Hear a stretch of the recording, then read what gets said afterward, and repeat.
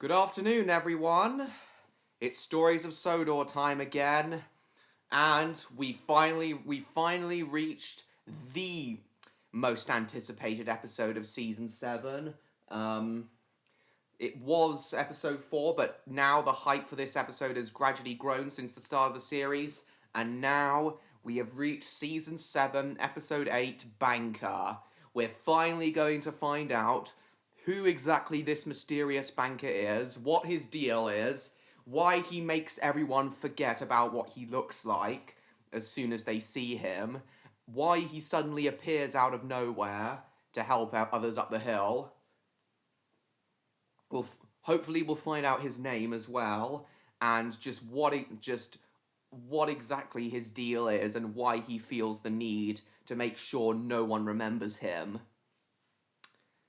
Now, as we can tell from the thumbnail of this video, and from the trailer, from the Season 7 trailer we saw, the mysterious banker, whatever his name is, appears to be a London and North Western Railway G2080. So in the start of in the first episode where Patrick described this engine, he said it was a big one. And when he said big, I thought he meant something like the size of a 9F, not an 080.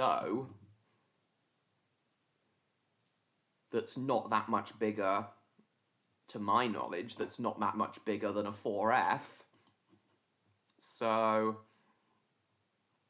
I don't know. So 60 of these engines were produced between 1921 and 22. Boiler pressure was 175 pounds per square inch. Impressive tractive effort, 28,040 pounds. So yeah, ideal choice for this. Victor came up with for this engine, having a high tractive effort of just over 28,000 pounds.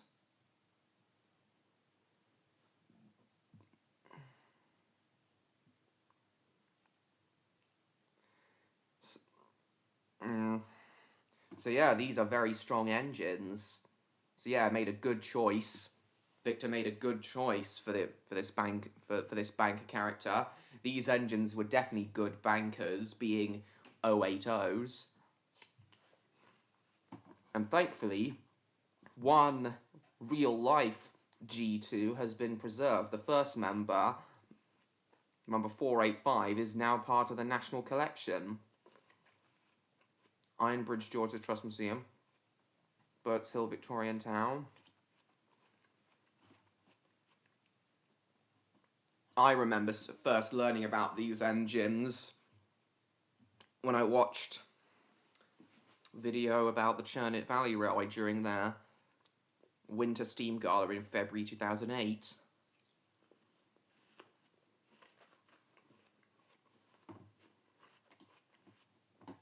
So yeah, for those unaware, this is what the mysterious banker's basis is. London and North Western Railway G2.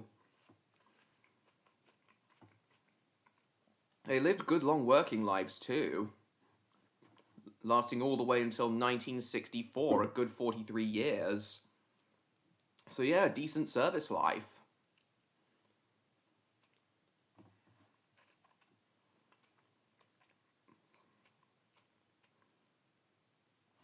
And I'm grateful that we have at least one of these engines preserved. We don't have many 080 engines preserved in this country. It's always nice to see one running around, such as this one and the Northeastern Railway T2 that's preserved on the North Yorkshire Moors Railway.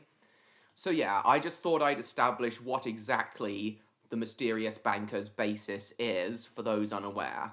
And again, I think Victor made a good choice for the banker, a good, strong engine with 8 driving wheels. So yeah, perfect for a banker. So, who is this engine? What exactly is his deal? Why does he show up out of nowhere to help others? And why does he insist? And why does he make everyone forget who he is as soon as they see him? I can't wait to find out. So let's begin the reaction in 3, 2, 1.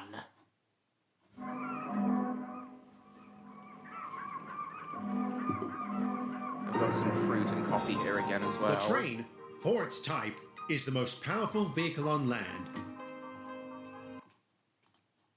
Hang on, it's a bit loud. Hang on. Let's turn it down a bit. And the engines of Sodor are the power behind the docks, industries and branch lines that make up the world-renowned Northwestern Railway. Yeah, boy. These are the stories of Sodor.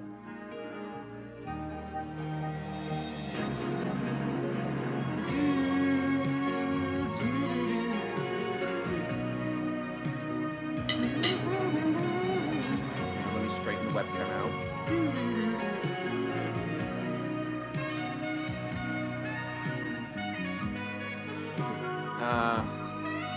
Reginald's gone now. And still no Thomas.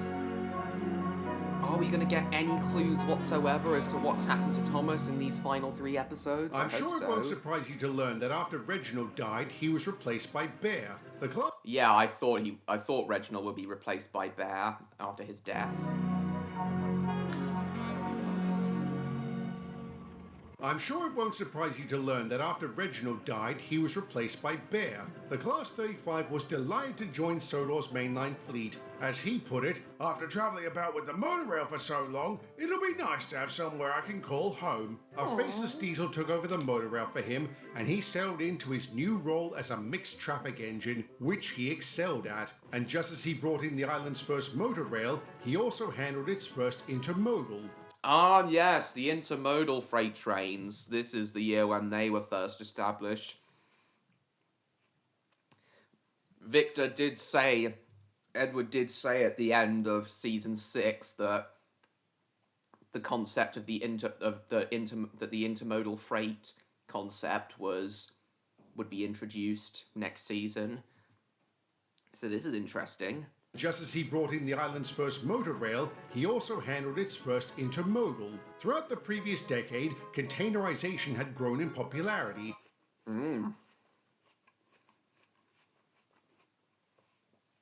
Containerization was a good way for freight transport by rail to keep going even after freight transport on the railways declined and the common carrier status was abolished. So, yeah, if containerization means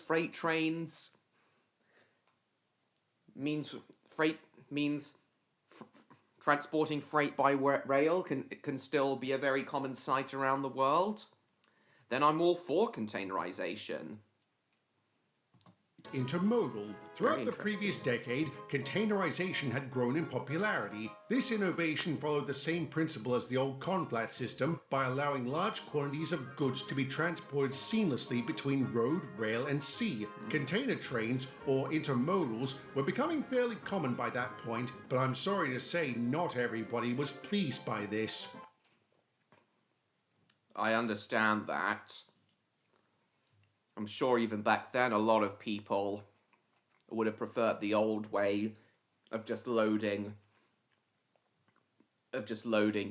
oars, loading goods, individual goods and boxes into vans and trucks. I'm sure back in the 60s people still would have preferred that old method of the old way of loading separate boxes, individual boxes onto between road, rail, and sea. Individual Container vans. trains, or intermodals, were becoming fairly common by that point, but I'm sorry to say not everybody was pleased by this. Something on your mind, Leon? Nothing you care about? Oh, nice. Well, do you care that my days are numbered? What makes you say that? They're rolling out more and more of these fitted goods trains, so blokes like me won't be needed much longer. Oh yeah, well, shunters. Do you care that my days are numbered? What makes you say that? They're rolling out more and more of these fitted goods trains. Oh yeah, and something else that I've noticed, fitted with brakes and things, proper vacuum brakes. Is it air brakes or vacuum brakes that intermodal trains use? I don't remember. Um, Another interesting thing about intermodal flat wagons is a lot of them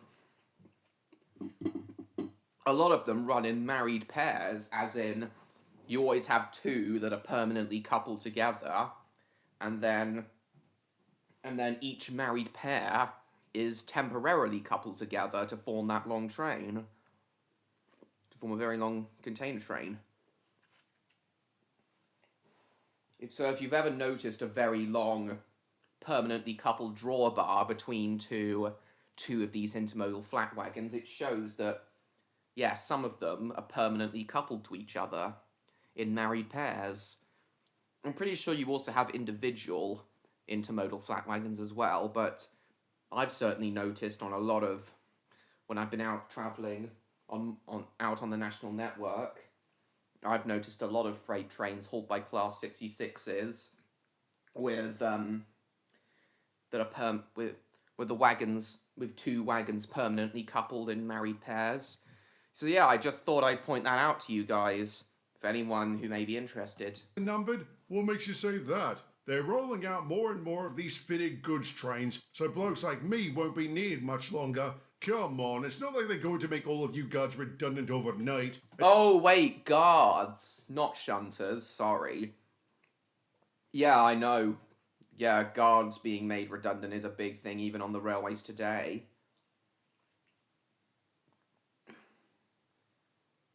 Correct me if I'm wrong, but don't freight trains even now still need guards, like traveling with the driver in the cab or somewhere else? Don't some freight trains in this country still use guards? Because I mean, the length and the weight of them, their freight trains these days are so long. You can you can't really see the end of them unless you're on a very dead straight section of track. So, are guards still needed on modern day freight trains? I'm not really sure. So please do tell me in the comments, guys. Need much longer. Come on, it's not like they're going to make all of you guards redundant overnight. And even if they do, would that be so bad? You've worked for the railway a long time. You can always retire. And do what? Take up golf? I hate golf. Poor guy. Yeah, not everyone wants to retire. Some people just want to continue working until they're physically unable to continue. And golf, yeah, that's the most stereotypical retired person's activity. Oh god. Time, you can always retire. And do what? Take up golf? I hate golf. Oh well, that's progress, I suppose. Yeah, progress, my house. Talk about a stick in the mud. No, he's not. He's just worried about his future. And so am I. If these trains don't need guards, then they certainly don't need brake vans. Even if that's true, Toad, I'm sure you'll still be useful. How? James, this is Control. Oh yeah, I keep forgetting the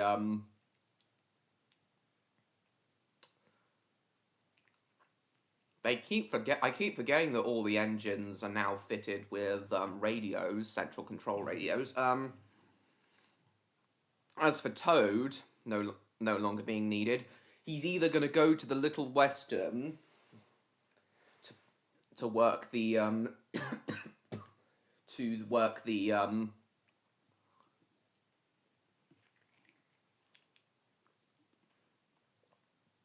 to work the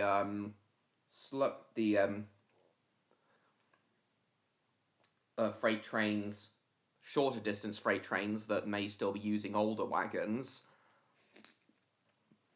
or he may transfer to the Farquhar branch and find a place on the stone or fuel trains there. I'm really not sure. We'll have to wait and see what happens in the future. These trains don't need guards, then they certainly don't need brake vans. Even if that's true, Toad, I'm sure you'll still be useful. How? James, this is Control. Come in, over.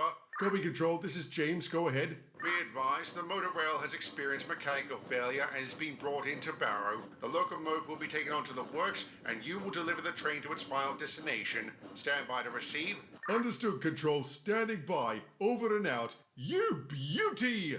You're really keen to take it, aren't you? Why not? It's a new experience, and I'm always open to new experiences. Yes, indeed. Lucky James getting to take the motor rail. And we've got James's classic theme playing now. Nice to hear that James is still making puffing sounds.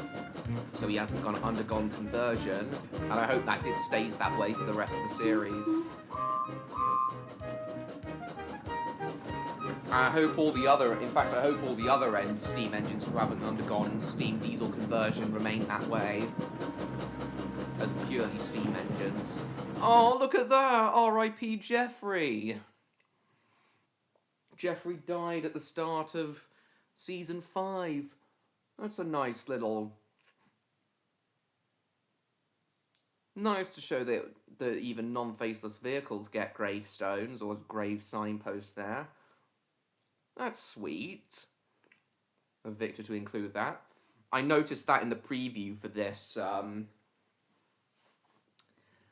episode. Yeah, this is the scene that was in the preview. And now it's raining. Poor Jeffrey. And now James is going to get stuck on the hill. The mysterious banker's going to show up, push him up. Then as we saw in the preview, Emily passes, she sees the banker, but will she remember what the banker looks like? Here he comes the G2.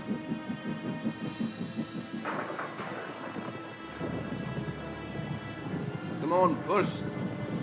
Come on, James, pull. Here comes Emily.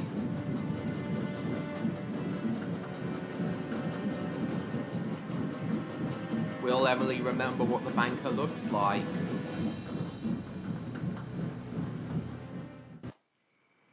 After I got over the top, it stopped pushing like it did with you. It probably knew you didn't need help anymore. And I didn't. I got here in the end. No thanks to the weather. Caw. First Bear, then Reggie, then the Diesel, and now me. Is the motor rail the new flying kipper? God, I hope not. I'm surprised you stopped pulling it. I didn't think it looked all that heavy. It wasn't, but the wet rails caused me to lose my grip. Ah, well, it's happened to all of us. Indeed. However, I don't think it's ever happened on that side of the hill. Oh, come on, I can't be the first. You might be, James. I don't remember anyone else ever getting stuck there. Can you?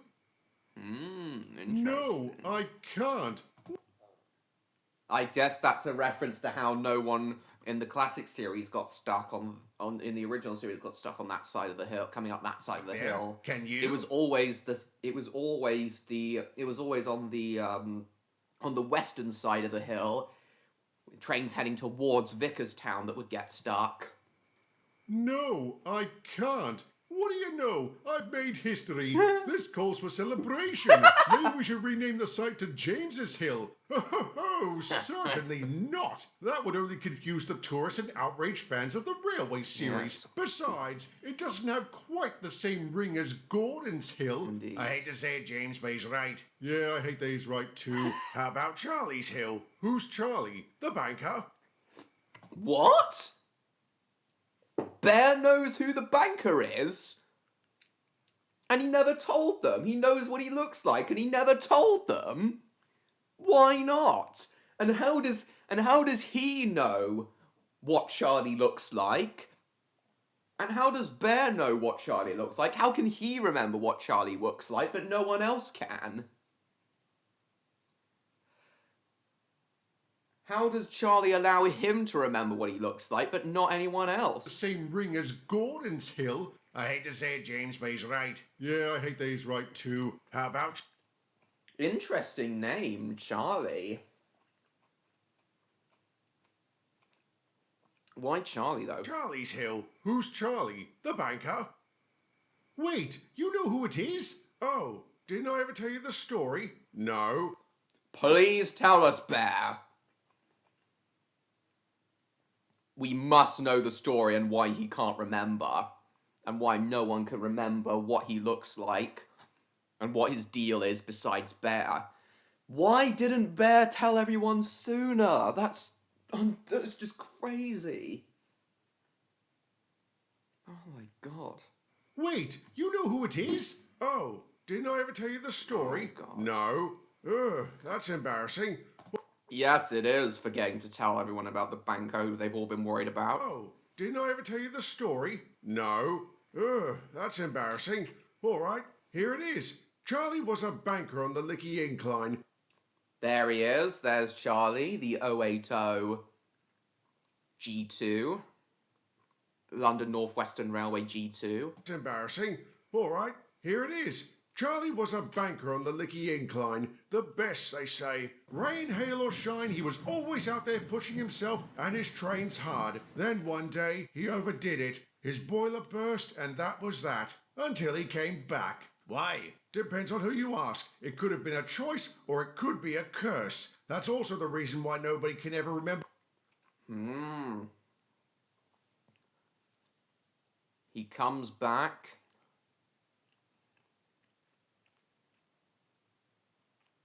And no one can ever remember him, because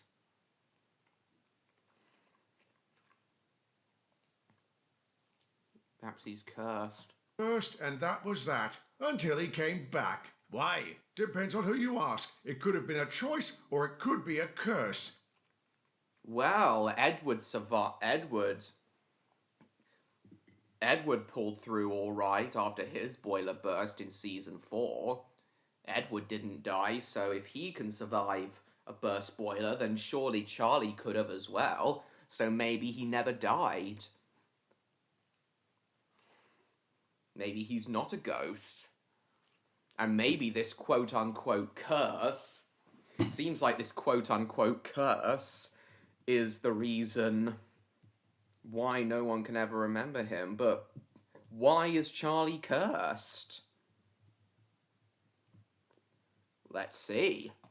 That's also the reason why. Depends on who you ask. It could have been a choice or it could be a curse. That's also the reason why nobody can ever remember looking at him. He's been at it ever since. Anytime a train is stranded on an isolated part of the line, he'll show up, either to push them all the way to their destination or until they no longer need help. Where did you hear all this? From my travels with the monorail. I also met nearly a dozen engines that have all been helped out by Charlie. And you say he worked on the Licky. Molly used to work there, so I wondered if she knew him. Well, if you're going to ask her, you'll have to wait until tomorrow. She's at the works and won't be let out until then. Uh-oh. That's inconvenient, but well, he's alright. Fair enough.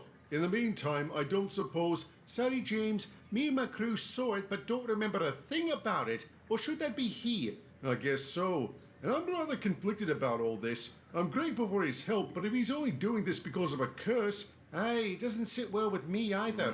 You think we should try and help him? I think we should find out if he needs help first. If this is a choice, I may not like it, but I'll respect it. How are we going to find out? By talking to him? Do you have a better idea? No, I don't. When are they going to run into Charlie next? Uh-oh. Sticky brakes. And now Charlie shows up. Here he comes.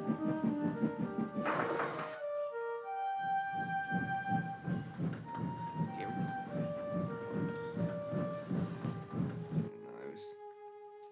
He pushed me to Wellsworth. As soon as we reached the station, he disappeared. Did you talk to him? Aye, but I don't remember what he said. I guess speaking to the bloke has the same effect as seeing him. So much for that idea. Sorry about that. I didn't know. Don't worry about it. Did they find out what was wrong with your train? The brakes had partly come on. Then how was Charlie able to push you? It's been said he has a level of control over the brakes on a train. That Charlie able to Oh, so Charlie can like keep the brakes off. Interesting. push you. It's been said he has a level of control over the brakes on a train, that he can couple and uncouple them too. Tell me something, Emily. Was your Oh train... my god, he can couple and uncouple his own train as well? Could he have a similar curse to what Johnny Cuba had, perhaps? Interesting. This as I said last time, this could be setting up SCPs of Sodor Season 2.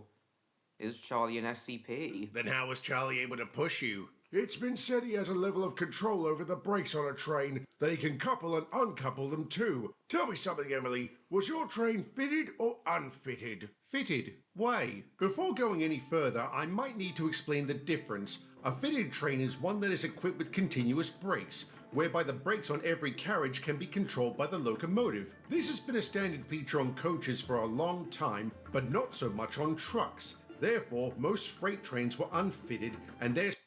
Yeah, interesting. I guess they didn't think it was necessary for freight trains, but not passenger trains, because when carrying people, you need to be far more safety conscious than for freight trains. So I guess that's why...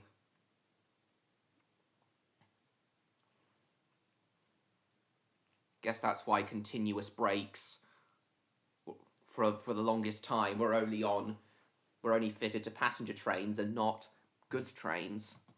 But not so much on trucks. Therefore, most freight trains were unfitted, and their stopping power lay primarily with the engine and any accompanying brake vans. However, at the time, more and more fitted... Oh, look, see?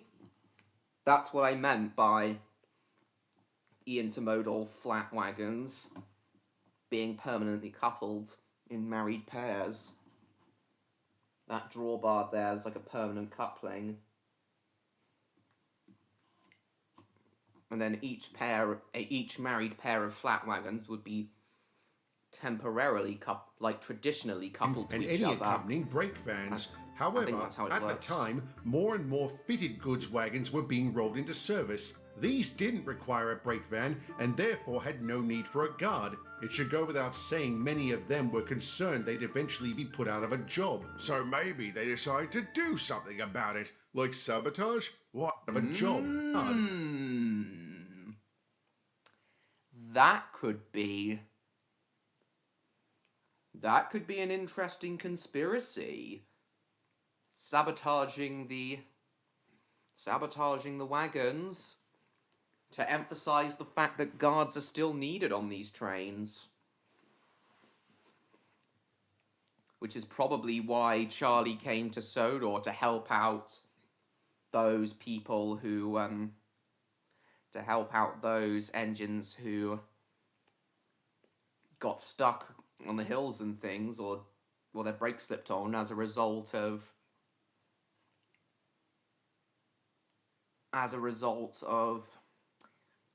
the guards sabotaging the trains to try and keep their jobs.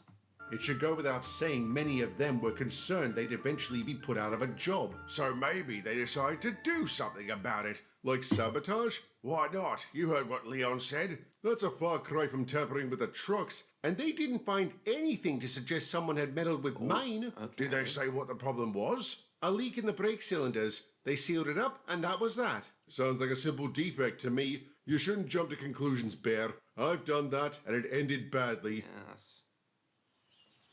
Morning, James. Morning, Leon. How are things? Good, thanks. You? Can't complain. Did you hear what happened with Emily's train? Yep, I also heard what you and Bear said. Thanks for setting him straight. Any time. Still, I hope you won't mind me asking. I didn't touch those trucks, and I don't know anyone who might have. Do you think it's possible someone did? No, I don't. None of the lads are too thrilled by these fitted vans, but fiddling with them won't help. Exactly. If anything, it might encourage head office to roll them out faster. Exactly. But I'll keep my ears open just in case. I appreciate that. Thanks, Leon. Don't mention it. Do you believe him? Yes, I do. You? Yes. Do you have any idea who might have done this? No, but I'll also keep my ears open. Cheers. They don't have ears. And I'm sorry I didn't have an answer for you the other day. My mind just went blank. Ah, well, like Leon said, that's progress. You can't really oppose it. I know what you mean. We weren't... Well, you can, actually. I think the whole art and entertainment industry should say a firm no to AI implementation. In some ways, you can oppose progress. Sorry I didn't have an answer for you the other day. My mind just... Oh, we've only got 3 minutes left. Are we going to find out exactly what the banker's deal is in these final 3 minutes? Let's went see. blank. Ah, well, like Leon said, that's progress. You can't really oppose it. I know what you mean. We weren't too chuffed when they said diesels would take over. Try as we did, we couldn't come up with many reasons why it was a bad idea. And in hindsight, I shouldn't be surprised by it.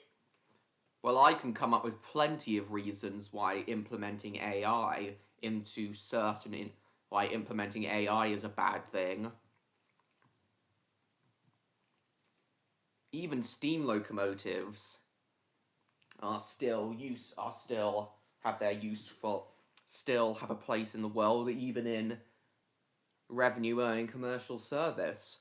Something which I'll go into more detail about in tonight's live stream, guys. A live stream I'll be doing a few hours after I finish recording this reaction, so stay tuned for that, guys.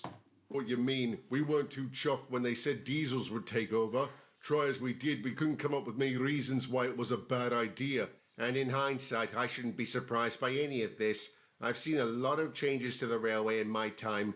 Everything from signals to companies to rolling stock. And every time that happens, something gets replaced. I know I'm in no danger of getting scrapped, but if I can't work on goods trains anymore, what will I do? Have you ever heard of a brake van special? No. What's that? Ooh, giving brake van rides to visitors. That could be an interesting new job for I know I'm in no Toad. danger of getting scrapped, but if I can't work on goods... I've travelled in a few brake vans on heritage railways myself. It's a very fun and unique experience to ride in a brake van as opposed to a coach. Yeah, it's wonderful. Trains anymore, what will I do? Have you ever heard of a brake van special? No. What's that? It's a type of rail excursion they run on heritage railways. Instead of riding around in coaches, people travel in brake vans. Maybe we could start running a few here. Why don't you have a word with Mr. Watson and see what he thinks? All right, I will. Thanks, James. Don't mention it. Oh, here we are, his bear. Yep, brakes come on. Charlie's gonna come help him. And perhaps Charlie can see it. Perhaps he can get an answer. Okay, maybe not. Charlie's already gone.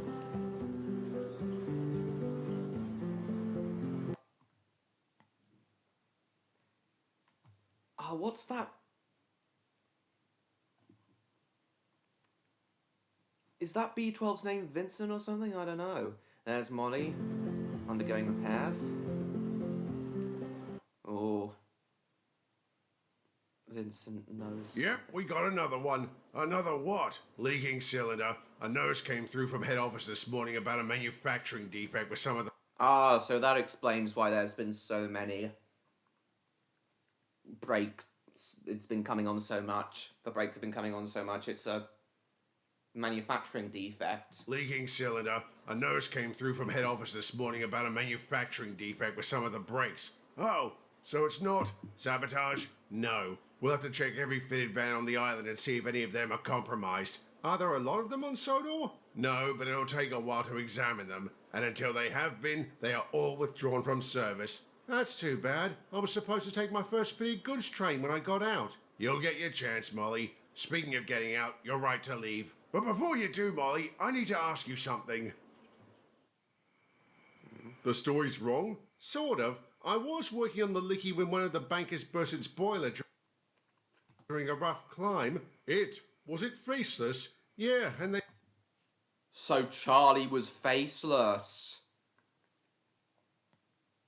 Maybe perhaps was he repaired and became non-faceless in some sort of... The story's wrong? In some sort of curse akin to Johnny Cuba, I don't know. Sort of. I was working on the Licky when one of the bankers burst its boiler during a rough climb. Was it faceless? Yeah, and they scrapped it. The driver's name was Charlie. Was he hurt? The driver's name was Charlie. Does this mean that The driver Charlie is taking on the spirit of the on the scrapped leaky engine. when one of the bankers burst Oh its my boiler during a God. rough... This is Sort getting of. even I was stranger. working on the leaky when one of the bankers burst its boiler during a rough climb. Was it faceless? Yeah, and they scrapped it. The driver's name was Charlie. Was he hurt? No, but he decided to retire after that. I heard he died back in 65. He died back in 65. So maybe Charlie is embodying the spirit of the locomotive he used to drive. Hurt? No, but he decided another pointer, another clue that the Revenant theory may be canon, perhaps. to retire after that. I heard he died back in 65. So unless he's been reincarnated as a ghost engine, he can't be the banker. Exactly. Then who is it? Fortunately, we wouldn't have to wait long to find out. But that Oh, is God. it. He's been reincarnated as a ghost engine. He can't be the banker. Then who is it? Fortunately, we wouldn't have to wait. God. I heard he died back in 65. So unless he's been reincarnated as a ghost engine, he can't be the banker. Then who is it? Fortunately, we wouldn't have to wait long to find out. But that is a story for another day. And I could end this one on a fairly positive note. The workmen were able to track down and repair every defective brake. From that point on, more and more fitted goods trains started appearing. Over time, brake vans would disappear from the railway alongside their guards. However, most of these railwaymen would either retire or be reassigned. The majority of brake vans would also be scrapped, but for the likes of Toad and Brian, they became the centerpiece of dedicated rail excursions that are still running to this day. Nice. I guess it goes to show that just because a thing gets replaced doesn't mean it isn't valued. Exactly. Shame we have to wait till the next couple of weeks to find out exactly what Charlie's deal is, if his name actually is Charlie, and why he's making everyone forget what he is, what he's doing, what his deal with being on Sodor and helping everyone out and trying to make everyone forget who he is. We'll just have to wait and see what his deal with all that is.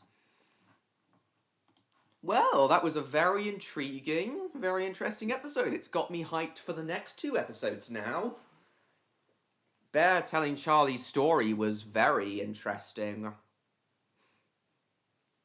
So yeah, overall, a very strong episode. Hopefully the final 2 episodes of Season 7 will be even better. And I hope you guys enjoyed me telling you all a little bit about Charlie's basis, the LNWR G2s, at the start of this video, before we got into the reaction. So yeah, I hope you enjoyed that, and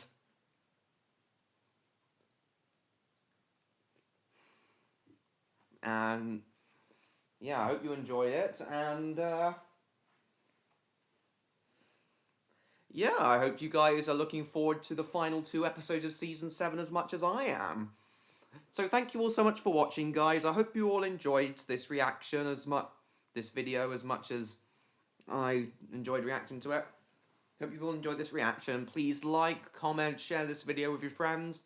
Don't forget to subscribe to both me and Victor Tanzig if you haven't already to stay tuned for our upcoming content. Hype this video if you can. And hype this episode on Victor's channel if you can. Go and follow me on Instagram and Blue Sky. Join my Discord server. Check out my eBay profile. Go and buy my novel, The Spy and the Superdog, if you haven't already. And I will see you all in my next video. Goodbye, everyone.